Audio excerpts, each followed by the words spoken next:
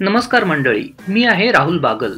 आज आपण महाराष्ट्राच्या पश्चिम किनाऱ्यावर गेले 500 वर्षापासून अरबी समुद्राच्या लाटा झेलत उभा असलेल्या अभेद्य आणि अजेय अशा जंजिरा किल्ल्याला भेट देणार आहोत। आज आपली साथ देणार आहेत शिवकुमार पांडे आणि नेहमीप्रमाणे कॅमेऱ्याच्या मागे आहेत अरविंद चव्हाण। किल्ल्यावर आपल्याला फक्त 45 मिनिटे मिळतात, त्यामुळे आपण थोडा इतिहासाचा अभ्यास करून जंजिरा किल्ल्याला भेट दिल्यास ती निश्चितच संस्मरणीय ठरेल। जंजिरा किल्ला मुंबईपासून 140 किलोमीटर आणि पुण्यापासून 175 किलोमीटर अंतरावर आहे। येथे अलिबाग किंवा रोह्यावरून जाता येतं। कोकणातला हा परिसर नारळी पोफळीच्या बागांनी नटलेला आहे। अधूनमधून समुद्राचं दर्शन होतं आणि थांबून तो परिसर निहाळण्याचा मोह आपण आवरू शकत नाही। समोर दिसतोय तो आहे सिद्दीशाह महमूद खान याचा अहमदगंज राजवाडा। तो सध्या मोडकळीस आलेला आहे, पण गतवैभव सहजपणे दिसून येते। आणि लांबवर दिसतो आहे तो छत्रपती संभाजी राजांनी बांधलेला पद्मदुर्ग। जंजिरा किल्ला जिंकण्यासाठी हा किल्ला बांधला होता। आता आपण मुरुड बीच जवळ पोहोचलो आहोत। येथून फक्त 4.5 किलोमीटरवर राजपुरी गाव आहे। मुरुडच्या ह्या पुलावरून सकाळच्या उन्हात हा परिसर खूपच छान दिसत होता। राजपुरीच्या रस्त्यावरून मुरुड गावाचे सुंदर दृश्य दिसते।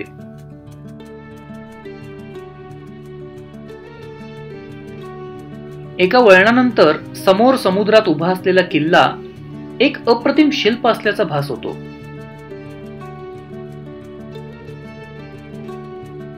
राजपुरी सोडून दिघी, मांजरी, श्रीवर्धन आणि दिवेआगर या 5 इतर ठिकाणाहून बोटीची सोय आहे। आज आपण किल्ल्याच्या सगळ्यात जवळ असलेल्या राजपुरी गावातून बोट घेणार आहोत। अगदी थोड्याच वेळात आपण पार्किंग लॉट मध्ये पोहोचतो। सकाळी लवकर आल्यामुळे गर्दी सुद्धा जास्त नव्हती। उन्हाचे दिवस असल्यामुळे आपण जितके लवकर याल तितके चांगले। पहिली बोट सकाळी 8:30 वाजता निघते।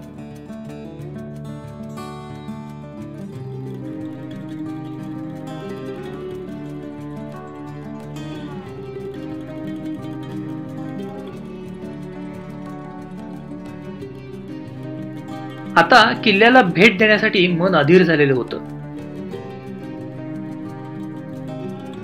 सरतेशेवटी आम्ही बोटीत बसलो। नावाड्याने शिडामध्ये वारे भरले आणि बोटीने किल्ल्याच्या दिशेने वाटचाल सुरू केली।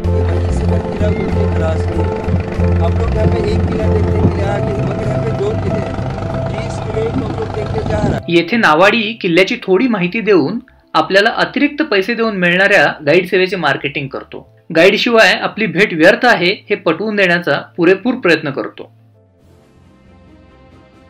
जसजसे आपण किल्ल्याजवळ पोहोचतो तशी किल्ल्याची भव्यता दिसू लागते।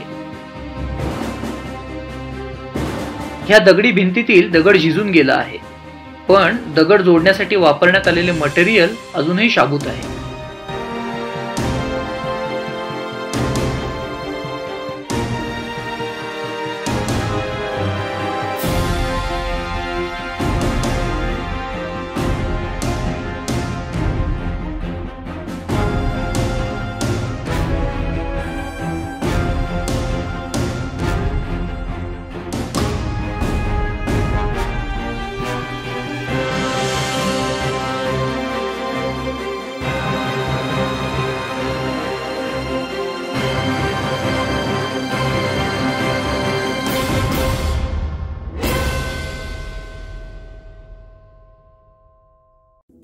येथेही इतर किल्ल्यांप्रमाणे शरभाचे शिल्प आहे।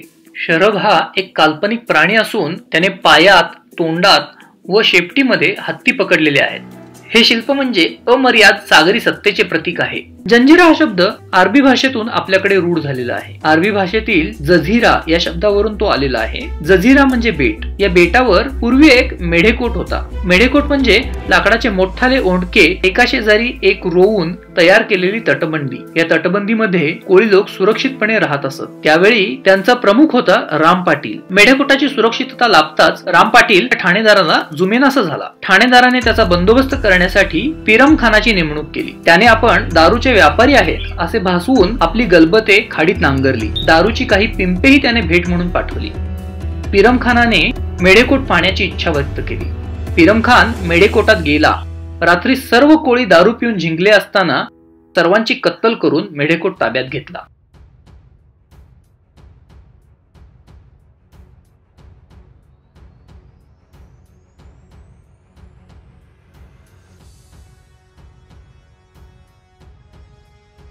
ही आहे कलाल बांगडी तोफ. कलाल म्हणजे आगीचा कल्लोळ आणि धातूच्या बांगड्यांनी ही तोफ बनलेली आहे. ही 22 टनाची तोफ बहुधा किल्ल्यावरच घडवली असावी. ही तोफ पंचधातूपासून बनवली असून भर उन्हात सुद्धा गरम होत नाही. तोफेच्या बाजूने लावलेल्या हुकने तोफ मागे ओढली जायची आणि त्यात तोफेचा गोळा टाकला जायचा. बाजूलाच ही आहे गायमुख तोफ. हिचे वजन 8 टन आहे. ही आहे चावडी तोफ. हिचे वजन 16 टन आहे. असे म्हणतात की ह्या तोफांचा पल्ला 6 ते 12 किलोमीटर दूर होता. इसवी सन 1617 मध्ये सिद्दी अंबर याने बादशाहकडून स्वतंत्र सनद मिळवून जहागिरी प्राप्त केली. जंजिरा संस्थांचा हा मूळ पुरुष समजला जातो. जंजिराचे सिद्दी हे मूळचे पूर्व आफ्रिकेतील अबिसिनिया प्रांतामधून आले होते. हे दर्यावर्दी शूर, काटक व दणकट होते. स्थानिक भाषेत यांना हापशी म्हणून ओळखले जाते. अनेकांनी जंजिरा जिंकण्याचा प्रयत्न केला पण तो यशस्वी होऊ शकला नाही. या हापशी लोकांनी प्राणपणाने जंजिरा लढवला. छत्रपती शिवाजी राजांनाही जंजिऱ्यावर स्वामित्व मिळवता आलं नाही.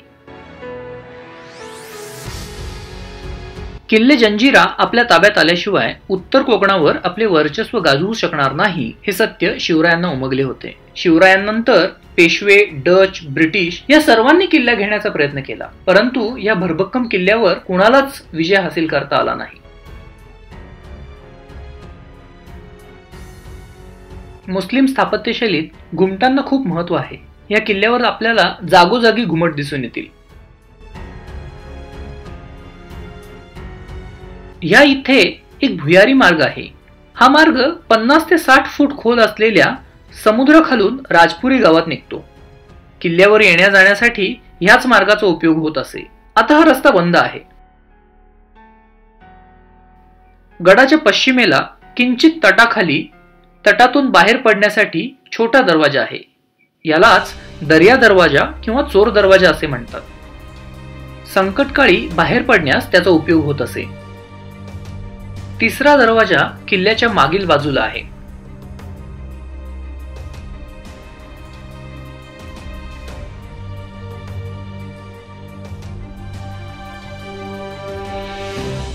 किल्ल्याच्या मध्यभागी सुरुल खानाचा भव्य वाडा आज पडक्या अवस्थेत आहे.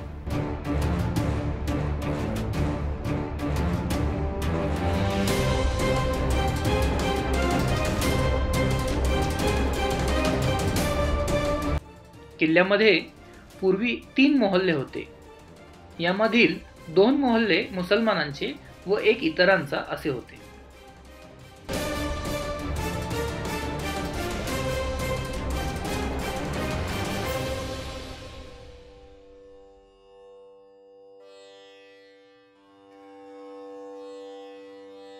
हा आहे शाही तलाव. हा 60 फूट खोल आहे. किल्ल्याच्या सभोवताली समुद्राचे खारे पाणी आहे पण ह्या विहिरीचे पाणी गोडे आहे. तलावाला लागूनच राणीचा शीश महाल होता असे म्हणतात. 7 खिडक्यामध्ये 7 रंगाच्या काचा बसवल्या होत्या. त्याचे प्रतिबिंब पाण्यात पडून पाण्याला इंद्रधनुष्यासारखा रंग यायचा. जंजिऱ्याची तटबंदी बुलंद आहे. किल्ल्याला असे 19 बुलंद बुरुज आहेत. 2 बुरुजांमधील अंतर 90 फुटांपेक्षा जास्त आहे. तटबंदीवर जाण्यासाठी जागोजाग पायऱ्या ठेवलेल्या आहेत. तटबंदींमध्ये कमानी आहेत. तलावाच्या बाजूने बांधीव पायऱ्यांनी वर गेल्यावर बालेकिल्ला लागतो.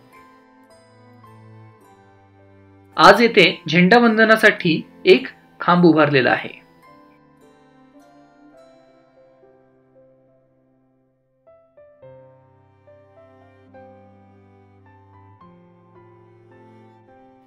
जंजिऱ्यावर 514 तोफा असल्याचा उल्लेख आहे.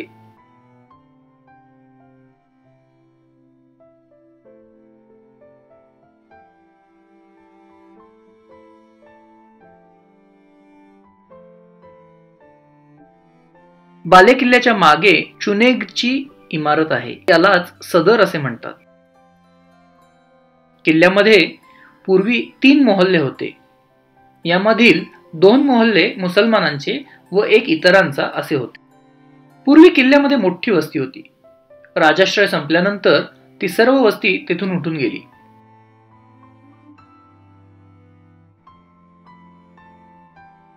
"330 वर्ष अभेद्य आणि अजिंक्य राहिलेल्या जंजिरे मेहरूब पाहताना इतिहासातील अनेक पर्वांचा आलेख आपल्या नजरेसमोरून तरळून जातो.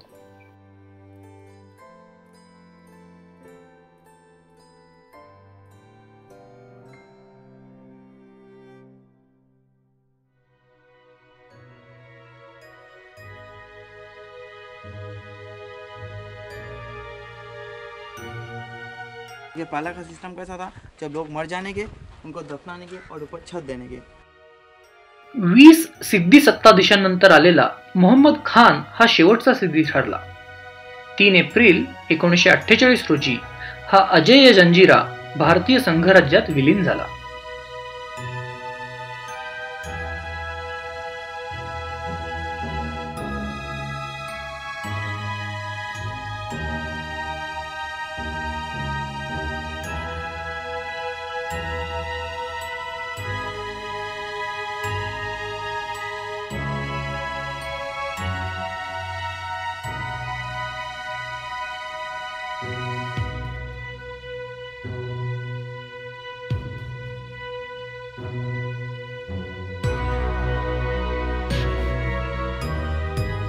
हा व्हिडिओ जर आवडला तर लाईक करायला विसरू नका. अजून अशाच व्हिडिओसाठी सबस्क्राईब करून बेल आयकॉनवर क्लिक करा, म्हणजे आमचे नवीन व्हिडिओज तुम्ही मिस करणार नाही.